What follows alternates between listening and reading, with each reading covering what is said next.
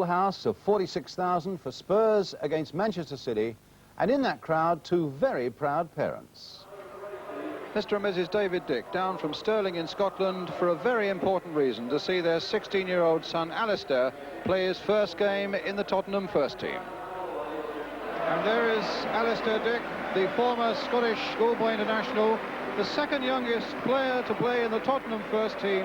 Neil McGabb stays the youngest by a couple of days, 16 years old. So you can be sure he's keen enough to play today. Meanwhile, Manchester City's Nicky Reed, he had doubts about whether he wanted to play in midfield today. He had a dispute this week with manager John Bond because he prefers to play in the back four, but in fact he takes one of the midfield places today. At any rate, here's the Spurs team, still without Ricky Villa, who's now one match away from being fit after a hamstring injury, without Tony Galvin suspended, but with Steve Archibald starting the game after two substitute appearances and following 9 weeks out of action with an ankle injury. So he and Garth Crooks get together again. As for Manchester City, they've solved the Nicky Reed problem, and yesterday were able to pass Kevin Bond fit after some trouble with a thigh strain, so he's in the back four. Up front, Trevor Francis is hitting his best form, and proof of that is that he's scored 6 times in the last 7 games. The referee today is Alf Gray from Great Yarmouth. So Crooks and Archibald, the old combination, are together again, getting Spurs underway, attacking the goal to our left, and a terrible misunderstanding allowing John Ryan to come in for Manchester City. Spurs in white, City in the all light blue strip. Curious misunderstanding there in the opening seconds as McDonald plants it in again, and a misunderstanding there again between Clemence and a defender, and it gave Francis a chance to get in for a moment. Well, 2 uncharacteristic errors there by a Spurs defence that's conceded only 3 goals in the last 11 games. Clemence and Paul Price getting themselves in a bit of a muddle. But Spurs unbeaten in their last 11. Archibald hitting that on, the crowd enjoyed that. Very pleased to see him back, and the first little touch for young Alistair Dick, and a goal kick given. He's played well with a lot of confidence in the Tottenham reserve side, and Keith Birkinshaw saying, well, it's a gamble, but it's one I'm prepared to take.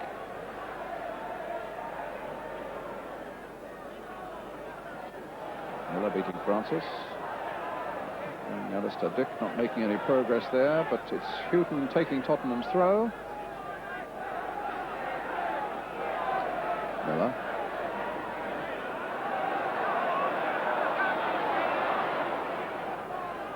Crooks. Hoddle beaten by Caton.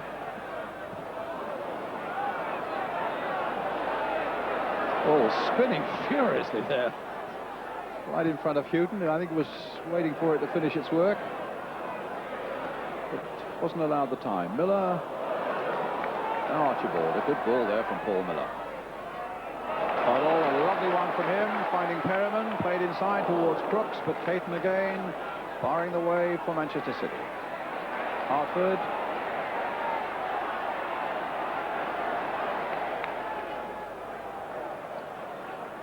Now the ball's out.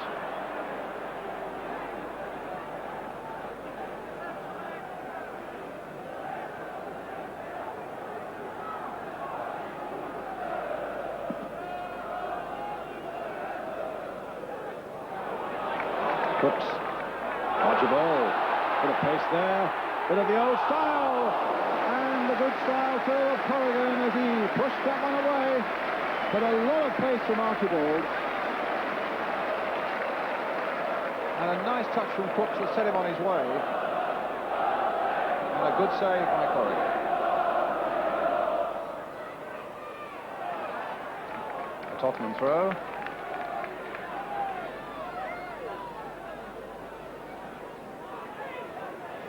Archibald. And a nice cross that by Dick towards Hoddle. And Archibald straight into the arms of Corrigan. And I think Steve Archibald might feel that he could have done a little better with that. Started, let me add straight away, with that cross by Alistair Dick. Hoddle heading it in.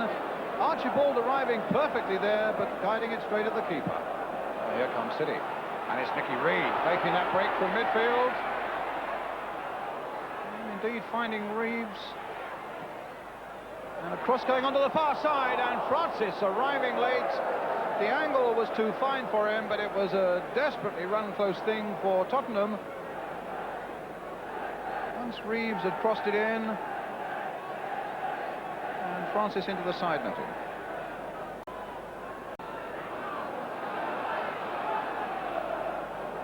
Ardiles. Hazard. Hoddle. No, there was a foul.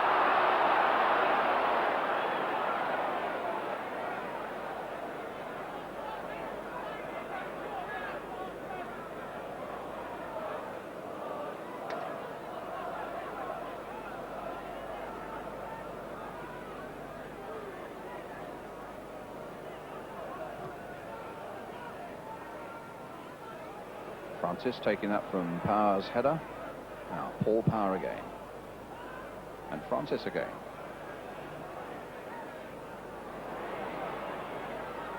Houston again. Reeves hoping to get something on the turn here. Hartford.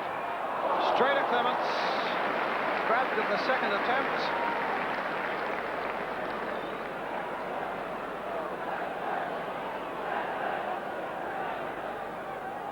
Reeves doing some good work here, and it really was a fair chance there for Asa Hartford. Crooks now trying to get kick on his way. Goal kick.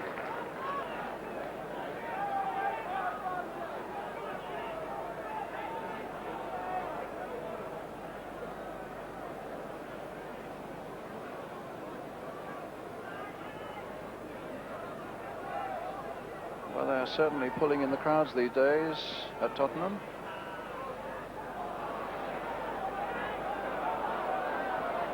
Hughton. Crooks getting rid of Bond. That might fall for Archibald. No penalty. The referee looked. Must say that looked very near a penalty to me. The first indication I had, and of course the referee only gets one as well. Archibald went flying in the box. No, the referee was right.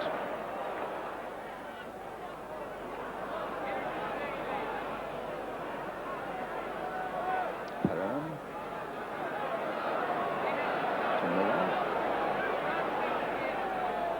And again, Crooks trying to get free, but beaten in the air by Bond. Hoddle. Crooks once more. Hoddle trying to take it off him and go right the way through. Hoddle! And he hits it straight at Corrigan.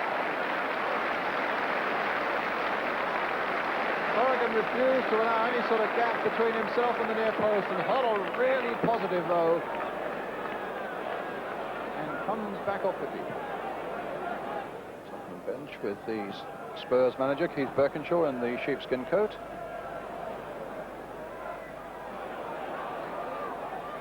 Hoddle. Handball, but it was accidental. It was a good advantage in any case. Hazard playing it on for Crooks. Against the crossbar, and away by McDonald. A lovely flowing move by Tottenham, and the referee quite right not to pull that back for handball. Hazard on his way, a lovely pass through for Crooks, who took it in his stride. Corrigan was beaten, but not the crossbar. And a lot of people looked outside, finding it very difficult to get a view, and in fact the police are escorting people around the edge of the ground and putting them into the terraces where there is a little bit of room. Inside the last minute, imagine Alf Gray will want to add a few seconds. And a couple of injuries in the first half.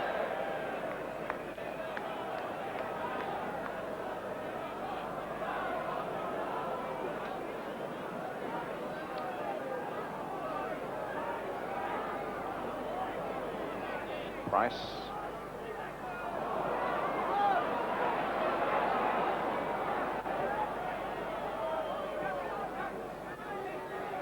Reeves. And now Hazard. Crooks. heel didn't quite work. City closed in quickly, and here's Paul Power.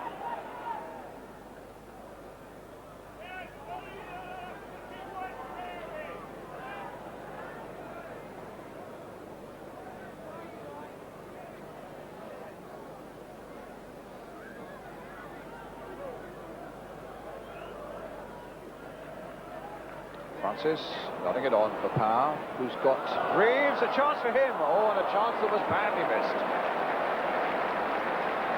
Well, there was a lot of space there for Kevin Reeves, and he really should have made better use of it. But instead of that, it's Ardiles, and Ray Ranson banging it into touch. Paul Power turning it in, and just look at the space there was here. Look at it. Amazing. Just outside the box, and he clipped the ground instead of the ball. Played a minute of time added on, and that's the end of the first half, where certainly Kevin Reeves right at the end missed what was a very good chance for Manchester City, Crooks having hit the crossbar for Spurs. But a lot of good attacking football, and I think plenty to look forward to in the second half as well, with a half-time score here at White Hart Lane. Tottenham Hotspur 0, Manchester City 0.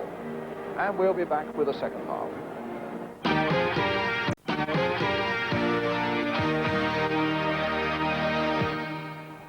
So 0-0 as we go into the second half, with Manchester City now attacking the goal to our left. Francis. Sides, of course, who played in the final at Wembley. Spurs winning on a replay. Reeves and Hughton putting it behind for the corner. And they've met this season as well. Spurs winning by a goal to 0 up at Main Road in September. When Mark Falco scored the only goal when he was in a tremendous run of goals. So Francis waits at the far post with Ray Clemence there as Paul Power takes the corner for Manchester City.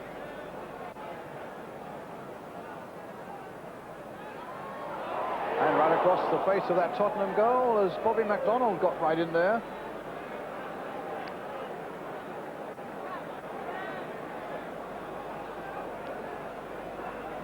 You should see from this MacDonald getting in very well there and catching Spurs out by arriving so late.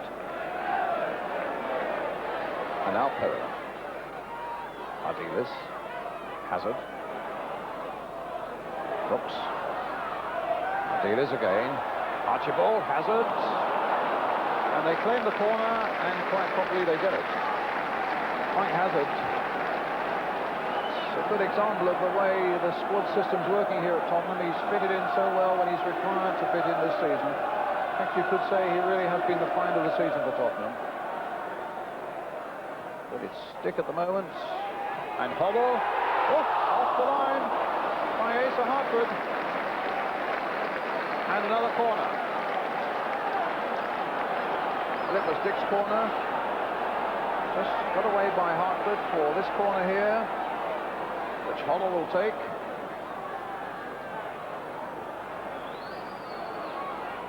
Miller's up on the edge of the penalty area. Big man they might be aiming for. Twice, and now Miller with his header, and Archibald trying to get it on the turn.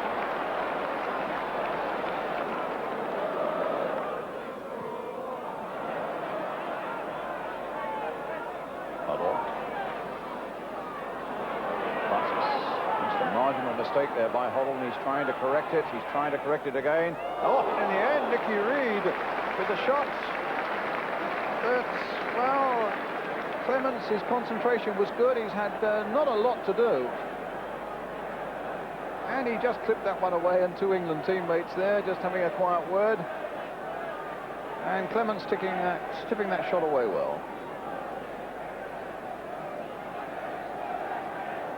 So it's a corner, which Power will take.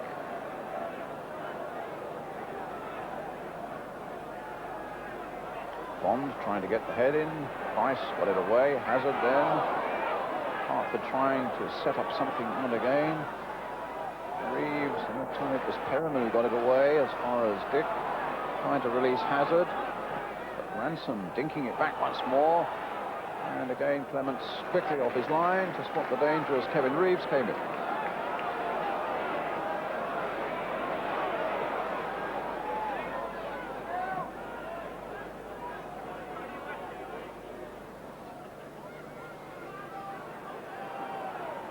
Ransom. And a foul by Hughton, who obstructed the City fullback as he came forward. A free kick to Manchester City.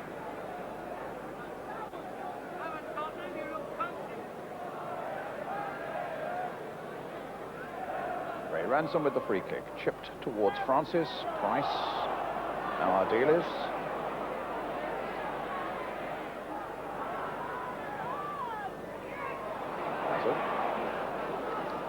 Miller. The crowd just for a moment was getting a little anxious because Spurs seemed to be playing a rather curious game there in and around their own penalty area. And at the moment there's no margin for error for the home side, with the score still at 0-0. Over the pass from Hoddle. Will it send Crooks on his way, tumbling down, and a penalty given, I think. A penalty given for the foul on Crooks. No, it's a free kick. Penalty. They thought for a moment it was a free kick. But it's clear that Alf Gray has given a penalty, and look at the protest there from the Manchester City players. Well, it was a ball played forward by Hoddle. Here's Crooks. He had trouble gathering it up, and it looked a bit harsh. And in fact, they are going across to the linesman, and he was nodding his head. He agrees it's a penalty. So far as the officials are concerned, justice is seen to be done. I think our slow motion suggests that it was a bit iffy.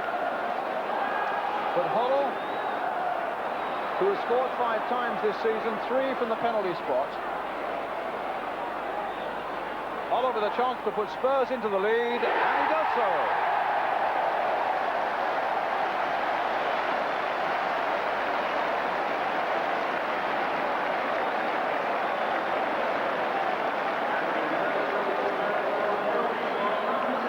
Superb penalty taker Hoddle, and Corrigan little chance going the wrong way, and Spurs into the lead.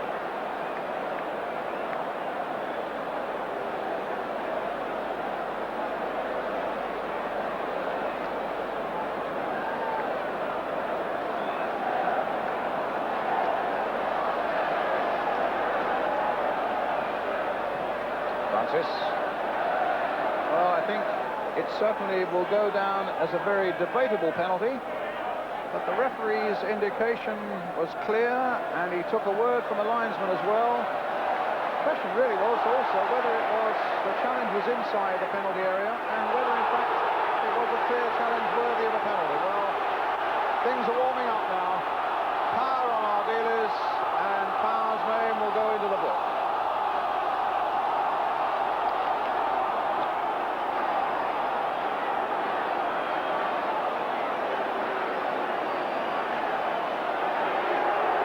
Challenge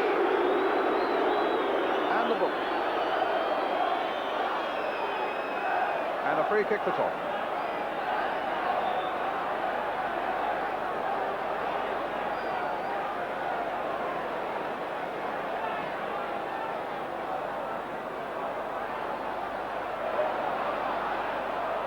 Caton. Ardiles. Oh, what a good ball here for Alistair Dick, the 16-year-old. Into the City penalty area. Can he turn it back? He can't, but he gets a corner.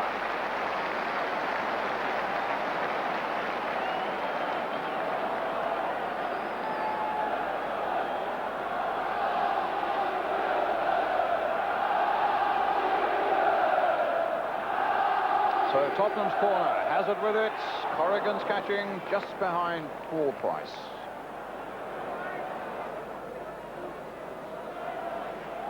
Ryan, Francis offside.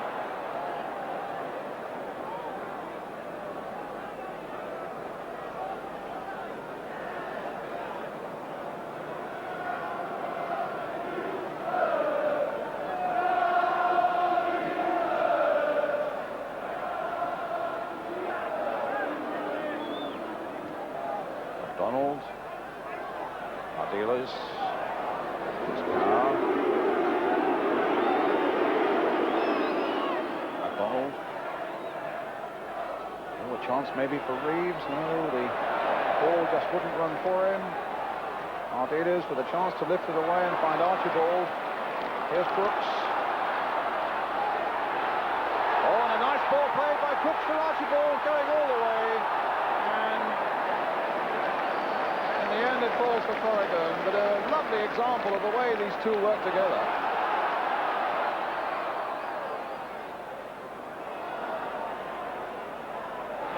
Francis. And Ardiles is so often stuck close to Francis in midfield areas and has just nicked balls away from him time and time again. Here's Francis again, caught from behind that time by Perryman. And Francis reacted strongly to that. He knows what Achilles tendons are all about. Caught one terrible moment, but Perryman had caught him there. Reed having it charged down by Hazard. Archibald going across to the far side to collect. Being chased now by Matson. Got past him, and he's got three waiting in the middle, including Crooks, who's in space on this side of the penalty area, and Hazard who's in there.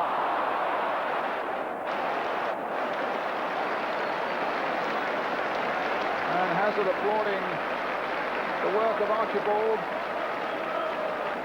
And indeed, it was a fine run. And a well-placed ball inside as it happens. Spotting Hazard, the space, but always on the up for the number 5.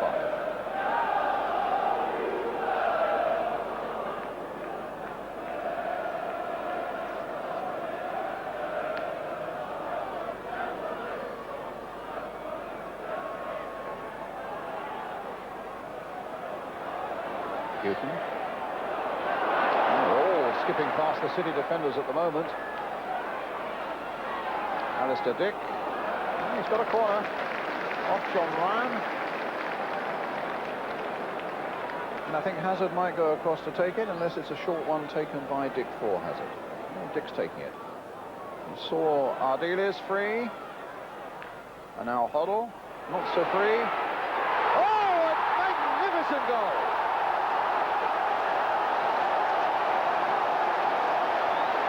Applauding in the stands, old and young. That was an unbelievable goal. Well, thousands were hanging around outside, wondering if they'd get in time, and if they did, the wait was all worthwhile. Ardiles playing it for Hoddle. There seemed to be no space for him, but my word, he cracked it just under that crossbar. 2-0.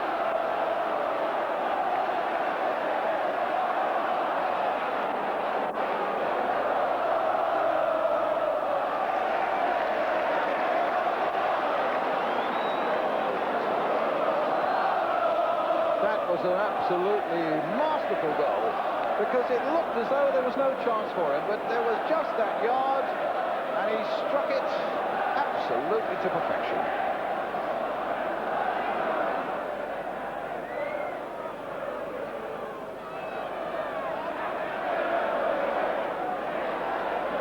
MacDonald. Offside. And Spurs making a substitution. They're taking off 16-year-old Alistair Dick, and he's getting a very warm round of applause from the crowd. His parents are at the back there. Mum's just realised that her son is going off. Well, and the father adds his applause as well. What a proud couple of parents they must be. And that's quite a moment. And so it's Graham Roberts who comes on. Crooks sending Archibald on his way. Hughton has gone through the middle for him as well, up from the back. And Crooks, oh, and a great save by Corrigan.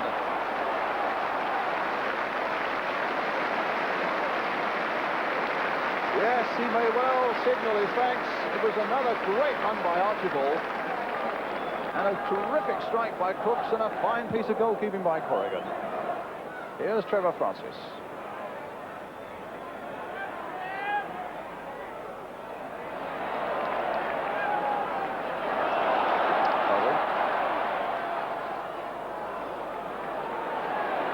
Archibald In for Hughton, up from the back.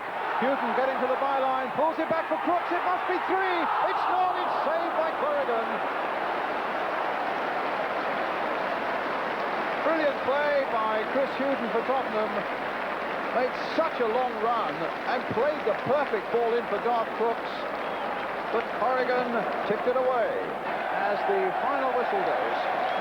Well, there may have been a debate about the first goal, the penalty scored by Glenn Hoddle when Garth Crooks was brought down. There was no doubt whatsoever about the second one. A truly superb goal, beautifully struck by Spurs number 10. And that's the moment, I think, that the Spurs fans will leave White Hart Lane today talking about for some time to come.